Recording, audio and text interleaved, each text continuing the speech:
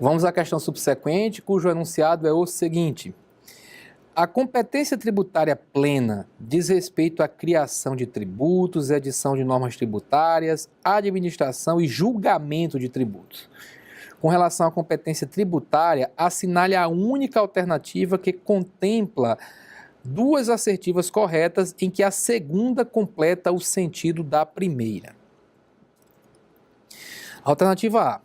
A competência tributária é indelegável. Essa assertiva todo mundo sabe que é correta. Ela está colocada no artigo 7º do Código Tributário Nacional e se refere ao poder de instituir o tributo. Tá? Aparecem as exceções no mesmo artigo 7º, mas a primeira frase está correta. Assim sendo, a execução das leis, atos ou decisões administrativas em matéria tributária não pode ser conferida por uma pessoa jurídica de direito público a outra. Aí a segunda frase é falsa. Na realidade, se você olhar para o artigo 7º, quando ele fala que a competência tributária é indelegável, ele ressalva justamente 3 grupos de atribuições: arrecadar, fiscalizar e essa daqui, a função de executar as leis, as decisões administrativas com relação àquele tributo.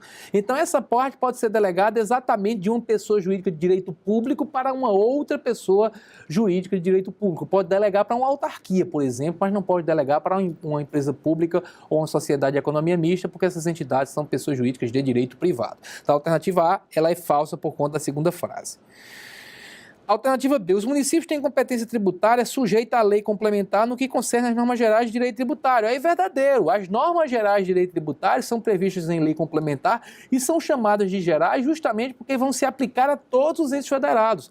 Apesar de editadas pela União, são leis de caráter não apenas federal, que a gente chama de federal, a lei que é aplicável só para a esfera da União, como a Lei 8.112, que é só para os servidores públicos federais. Mas a lei é nacional quando se aplica a todos os entes federados. O CTN, ele se aplica, claro, a todos os entes. Então, até aqui está tudo ok. No que diz respeito ao interesse local, contudo, tem competência concorrente plena. Essa expressão concorrente plena é totalmente equivocada. Justamente por ser concorrente é porque várias pessoas concorrem no exercício daquela competência, certo? E se você for olhar para o artigo 24 da Constituição, ele diz que compete concorrentemente à União, Estados e Distrito Federal, não cita os municípios no âmbito da competência concorrente. Então, na competência concorrente, os municípios sequer estão ali.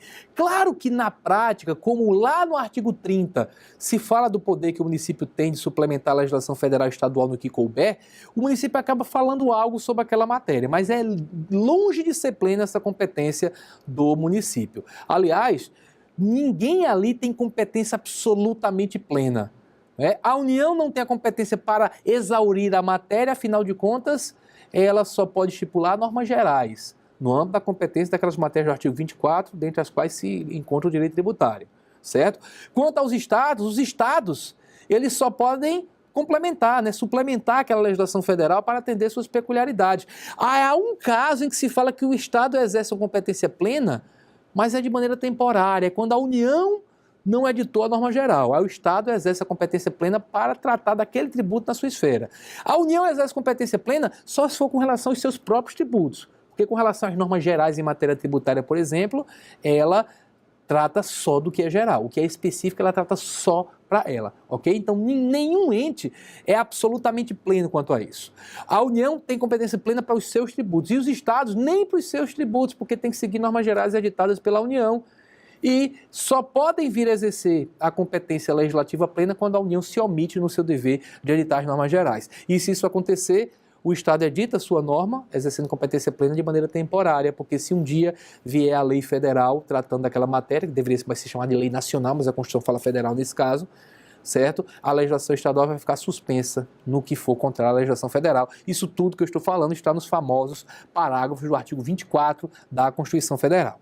Então, item B também está errado pela segunda frase. Item C, a competência tributária dos estados é limitada. Sim, ela é limitada. Isto ocorre porque se submete aos limites da lei complementar federal, sim, basta olhar para os parágrafos do artigo 24, e fica jungida. Jungida é amarrada, presa, vinculada ao poder federal quando a questão a julgar exceder o âmbito puramente regional. É exatamente o critério usado pela Constituição Federal para estipular que certa matéria é de competência da União Federal. é a predominância de interesse. Isso se aprende em direito constitucional. Quando a predominância é local, o município vai ter prioridade para legislar. Quando a predominância é regional, é o Estado. Quando a predominância é federal, é nacional, melhor dizendo, ultrapassa o limite estadual, é a União que vai definir essa matéria, ok? Em se tratando de matéria tributária, claro que, por exemplo, o conceito de tributo, ele tem que estar na norma geral, ele ultrapassa os limites meramente locais ou regionais, certo? Prazo sobre prescrição, sobre decadência, a criação do Simples Nacional, né? O Simples Nacional, claro que não poderia ser uma lei local, porque é nacional, vai se aplicar em todas as esferas. Então, quando ultrapassa esse patamar, a Constituição já atribui a competência para a União. Então, a alternativa C, ela está correta, marquem-na, é o gabarito. A alternativa D, a competência tributária é parcela do poder de tributar conferido pela Constituição a cada ente político para criar tributos. Ok, é uma parcela. Desta forma, como os territórios são entes políticos, têm competência tributária para instituir impostos municipais. Item falso. Em primeiro lugar, não temos mais territórios no Brasil, é verdade. Os ex-territórios foram transformados em estados, né? O que sobrava, o território de Fernando de Noronha, foi incorporado ao estado de Pernambuco. Então nós não temos mais territórios. Mas a Constituição ainda trata de territórios porque a Constituição permite a criação de novos territórios. Se eles vierem a ser criados, é bom que a gente entenda que eles não vão ser entes políticos, não vão ser membros da federação. A Constituição diz que os territórios integram a União.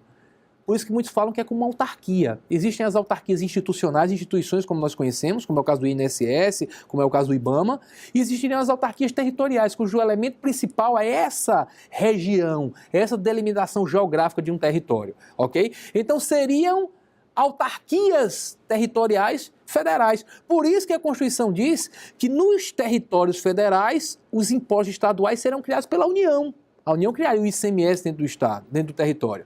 E quanto aos tributos municipais, aqui a questão fala do municipal, né? Fala especificamente de impostos municipais. Quanto a impostos municipais, você vai olhar. Se o território for dividido em municípios, cada município vai ter sua competência. O município é membro da federação, apesar do território não ser. Então, cada município criaria seu imposto, ou seus impostos. Já no caso em que o território não é dividido em municípios, a consequência é que a União também acumularia os impostos municipais. Então, a questão aqui está errada, dizendo que território, primeiro pode dizer que é ente político, não é. É um ente administrativo.